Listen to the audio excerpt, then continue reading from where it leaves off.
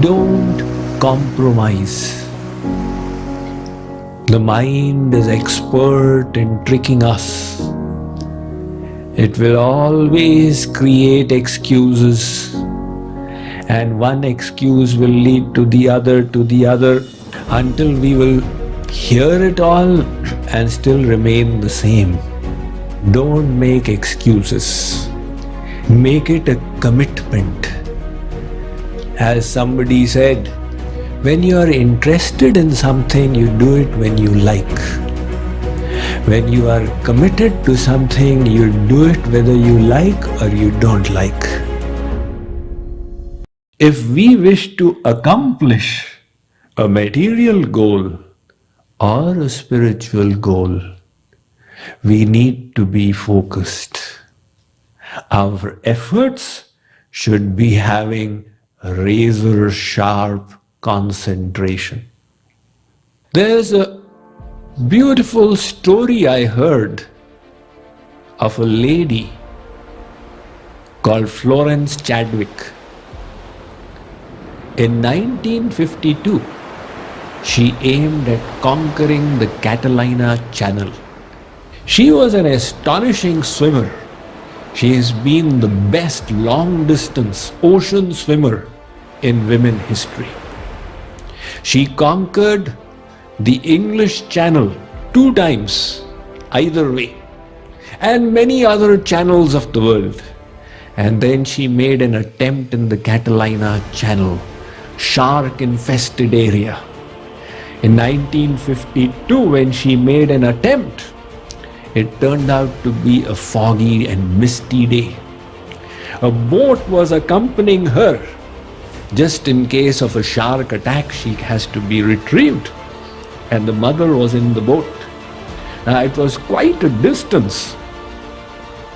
And she continued the whole way. Until finally, all she could see was fog and mist. And she gave up. And when she gave up, she came to know later on that the shore was only 1 1/4 of a mile away. So she said, the reason I gave up was I was not able to see my goal. 2 months later, she made another attempt. This time, she had absolute clarity about how far the goal is. And she succeeded. All of us must have that clarity. What is our goal? When the goal is there, you will be filled with enthusiasm to attain it. It is said that out of 100% of the people, 5% write down the goals of their life. And the 5% who actually write them down and have clarity of vision, 95% of them achieve their goals. Because they have a target to hit.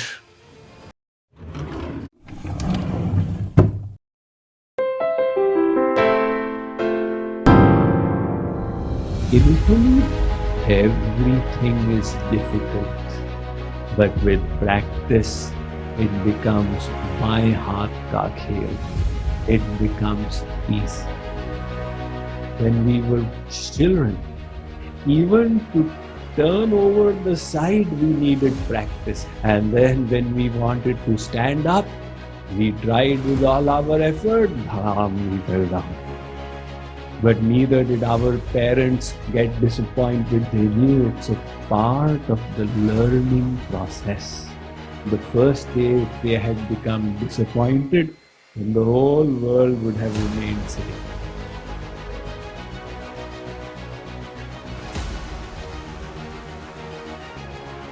It is important to understand that it is a process. Some people, they expect quick results.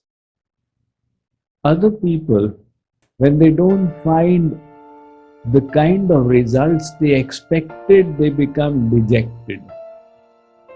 But we must remember that in this process, we need to slowly progress. I was reading the experience of Pat Riley, one of the most successful basketball coaches. So when the Los Angeles Lakers had lost for 2 years in succession to Boston Celtics, the second year they had put in their best efforts till they lost. So the coach said now they are totally demoralized because they tried their very best and they lost. So he said, all right, now next year, let's do like this. All of you improve in these 5 skills, 1%, 1%, 1%, 1%, 1%. This much you all can do. If you do that, each of you will have improved 5%. And together, we will have improved 65%. They said, yeah, that's practical. 1% we can definitely improve. And that gave them a positive objective.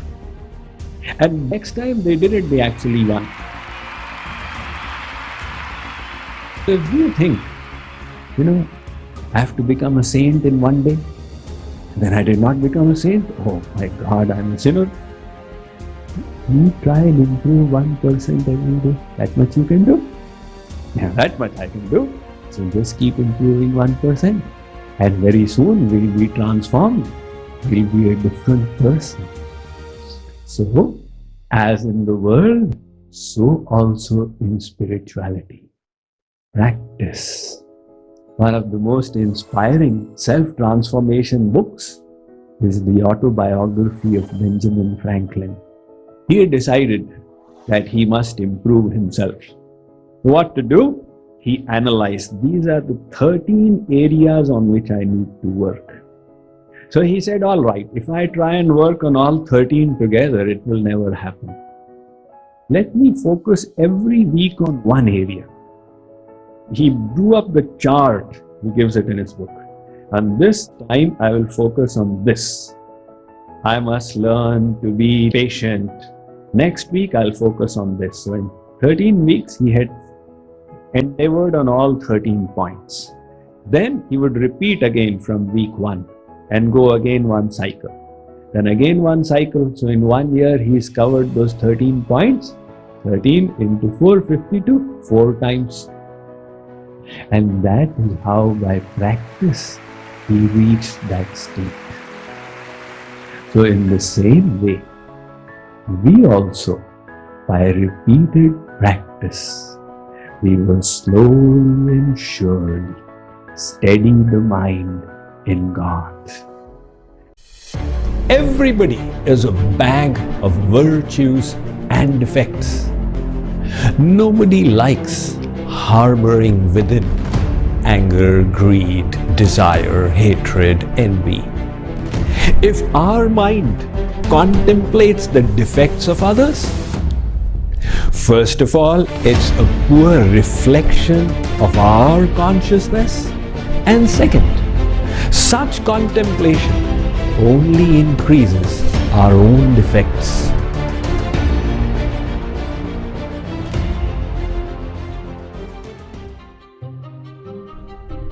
This mind of ours is constantly creating thoughts.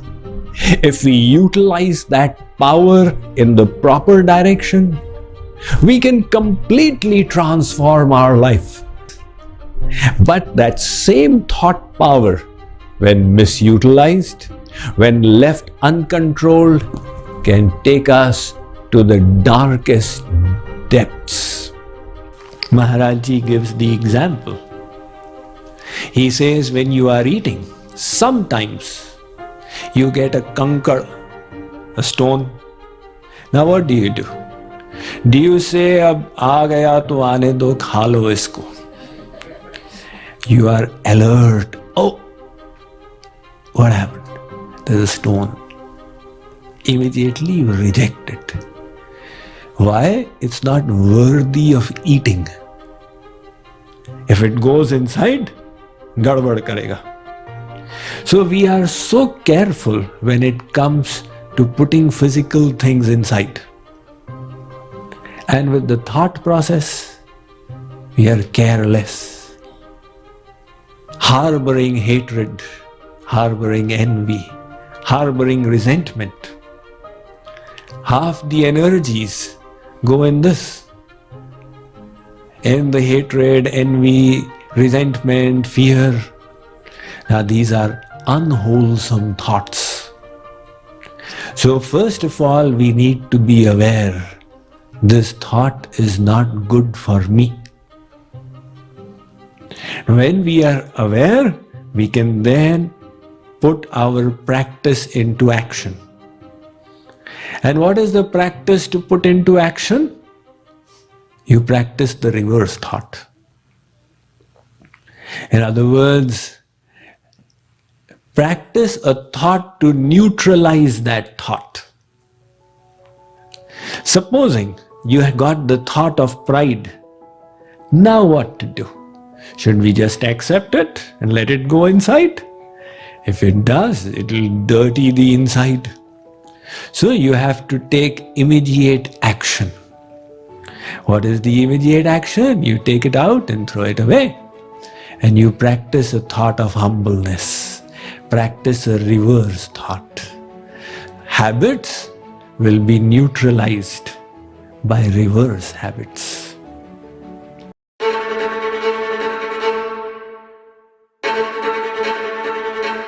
If you want to perform at the peak level, your conscious mind will not be enough. You will need the subconscious. And the first tool for programming our subconscious is self-affirmation. You speak positively to yourself.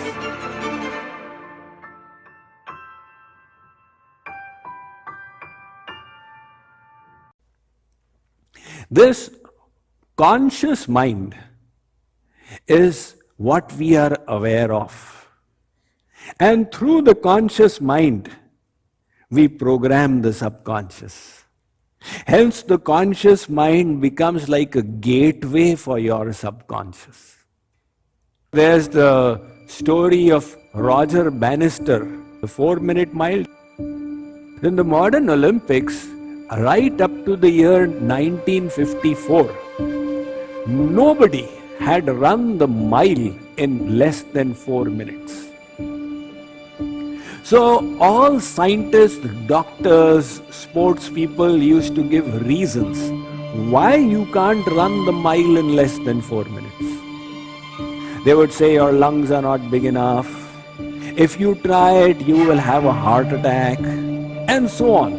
So everybody's self-talk was, I cannot do it, I cannot do it, I cannot do it. There was a person in England called Roger Bannister. He was a student of sports, and he said, I can do it. He changed his self-talk. I can do it. The people said, you cannot. You are running the mile in 4 minutes and 11 seconds. How will you do it? He said, no, I will do it. And he kept on doing his self-talk until one day he crashed through the 4-minute mile barrier.